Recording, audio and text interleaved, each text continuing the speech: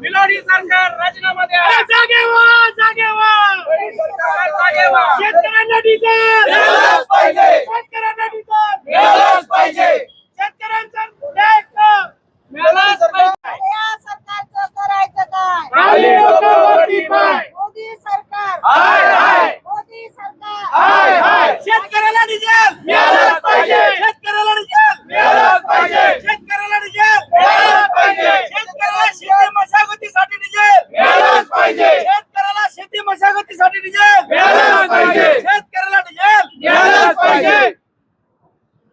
अरे जागे व्हा, जागे व्हा. मिलोडी सरकार जागे व्हा. अरे जागे व्हा, जागे व्हा. मिलोडी सरकार जागे व्हा. अरे जागे व्हा, जागे व्हा. मिलोडी सरकार जागे व्हा. शेतकऱ्याला डिझेल मिळालंच पाहिजे. परवाच आम्ही पत्रकार परिषद घेऊन या ठिकाणी जिल्हा प्रशासनाला इशारा दिलेला होता की शेतकऱ्यांसाठी तुम्ही 30% डिझेल पंप हे राखीव करा. शेतकऱ्याला एवढे 20च दिवस आहेत मशागत करायला, नांगरटी ट्रिलर करायला, आणि ते सर्व ट्रॅक्टरच्या माध्यमातून होतं.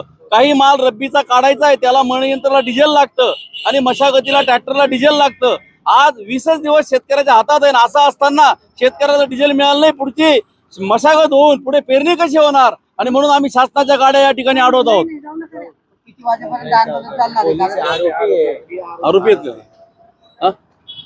बापू, किती वाजेपर्यंत आंदोलन चालणार आहे? कारण जिल्हाधिकारी साहेब बाकीच्या अधिकारी अजून पण मध्येच आहे. अजून पण मध्ये त्यांना आमच्या आंदोलनाची दिशा कळालेली आहे आणि त्याच्यामुळे ते अजून बाहेर येत नाहीये. त्यांना आम्ही अजिबात शासकीय गाडीमध्ये जाऊ देणार नाहीयेत. आम्ही अल्टिमेटम दिला होता आज दुपारपर्यंतचा.